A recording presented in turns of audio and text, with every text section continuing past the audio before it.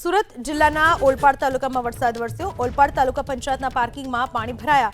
બપોર બાદ ઓલપાડ પંથકમાં ધોધમાર વરસાદ વરસ્યો। સેવા સદનના ગેટ નંબર 2 પાસે પાણી ભરાયા। કચેરી બહાર પાણી ભરાતા અરજદારોને હાલાકી પડી। ઓલપાડની મુખ્ય બજારમાં પણ પાણી ભરાયા।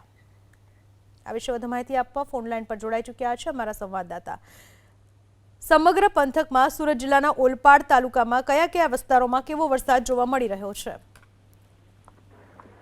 બિલકુલ સમગ્ર સુરત જિલ્લાના સમગ્ર તાલુકાઓમાં છે તે બપોર બાદ છે તે ધોધમાર વરસાદ છે તે વરસી રહ્યો છે। ખાસ કરીને ઓલપાડ તાલુકો છે તેમાં સૌથી વધુ લગભગ 2.5 ઇંચ જેટલો વરસાદ છે તે છેલ્લા 2 કલાકની અંદર ખાબક્યો છે અને જેને લઈને છે તે ઠેર ઠેર પાણી ભરાવાની સમસ્યા પણ સર્જાઈ છે। ખાસ કરીને જે ઓલપાડ તાલુકા પંચાયતનો જે કચેરી છે તેના પાર્કિંગમાં ખાસ કરીને 1 ફૂટ જેટલા પાણી ભરાઈ ગયા હતા।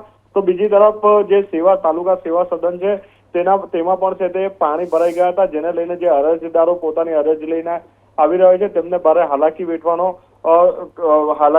વારો આવ્યો હતો। ખાસ કરીને હજુ પણ છે તે સમગ્ર જિલ્લાની અંદર છે તે વરસાદ ચાલુ છે। જી આભાર આપનો તમામ માહિતી બદલ।